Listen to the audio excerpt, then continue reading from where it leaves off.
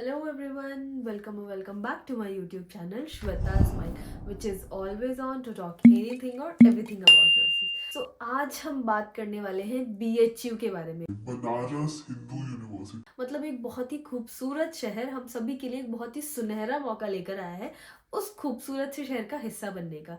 Yes, आपने बिल्कुल सही सुना, क्योंकि BHU हम सभी के लिए लेकर आया है बहुत सारी टीचिंग और नॉन टीचिंग पोस्ट। सो आज हम बात करने वाले हैं BHU हॉस्पिटल की नर्सिंग ऑफिसर पोस्ट के बारे में। सबसे पहले तो जिस चीज की मैं बात करना चाहती हूँ ना, वो है एग्जामिनेशन।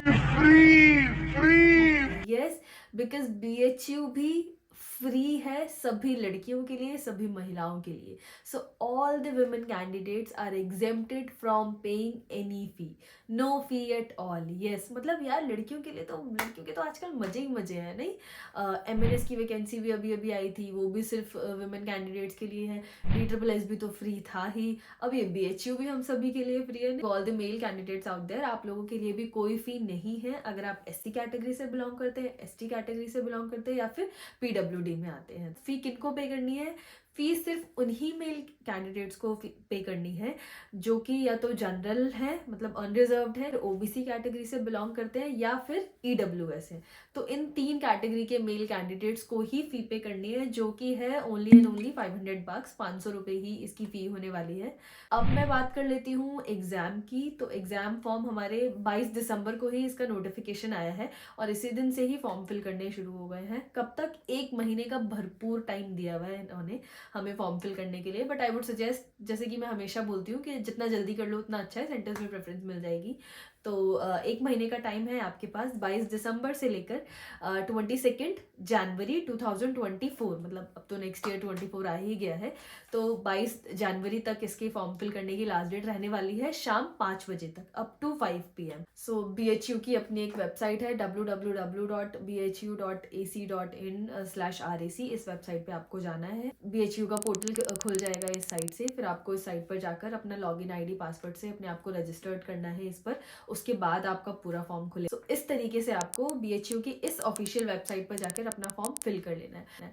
फॉर्म फिल करने की लास्ट डेट मैंने आपको बता दी है, बट इसमें छोटी सी हमको मेहनत भी करनी है।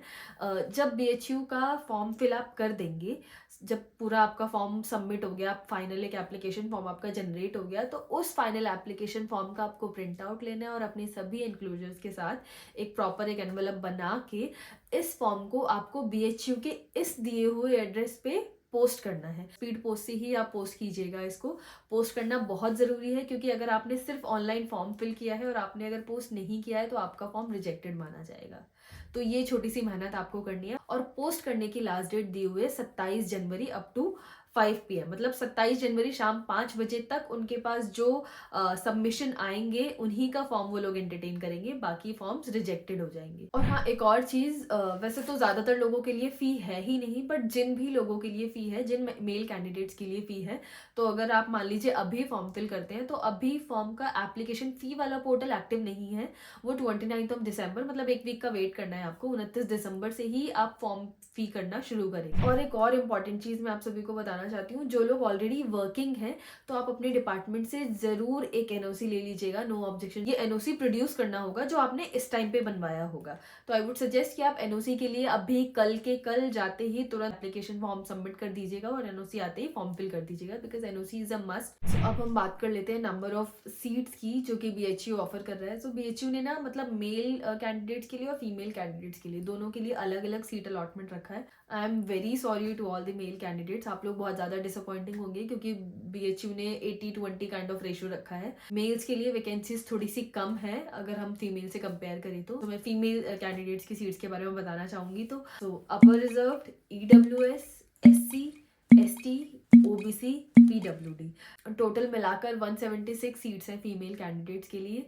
और मेल कैंडिडेट्स के लिए अपर reserved, EWS, SC, ST, OBC, PWD, इनकी मिलाकर 45 सीट्स हैं। तो टोटल 221 पोस्ट हो जाती है हमारे पास, मेल और फीमेल कैंडिडेट्स दोनों के लिए मिलाकर।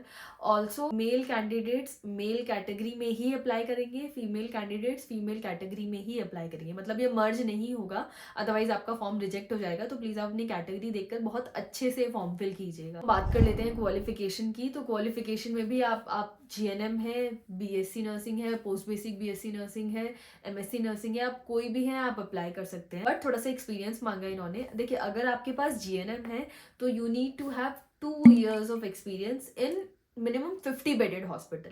ठीक है, तो अगर आपने GNM कर रखा है आपके पास 2 साल का एक्सपीरियंस होना चाहिए मिनिमम 50 बेडेड हॉस्पिटल में। और अगर आपने BSc पोस्ट बेसिक BSc कर रखा है तो आपको 1 साल का एक्सपीरियंस चाहिए इन एनी 50 बेडेड हॉस्पिटल।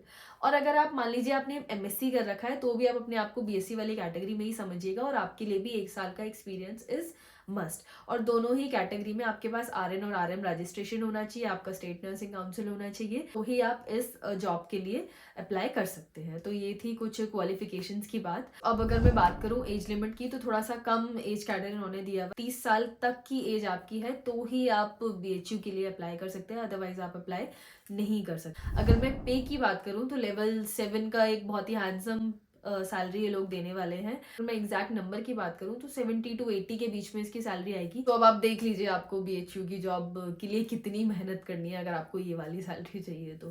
एक और चीज मैं बताना चाहूंगी, बहुत सारे लोगों को ना ये डाउट होता है कि मतलब BHU है तो ये क्या मतलब यूपी की गवर्नमेंट का है या कैसा है। तो मैं बता देती हूँ, BHU एक सेंट्रल गवर्नमेंट का ऑर्गेनाइजेशन है। तो ये गवर्नमेंट ऑफ इंडिया के ही नॉर्म्स फॉलो करता है, मतलब ये स्टेट गवर्नमेंट नहीं है, सेंट्रल गवर्नमेंट। और अगर आपको कंफ्यूजन है कैटेगरी को लेकर, देखिए SC और ST कैटेगरी के जो भी कास्ट सर्टिफिकेट होते हैं वो गवर्नमेंट ऑफ इंडिया के ही होते हैं, तो उनको तो कोई भी प्रॉब्लम नहीं है।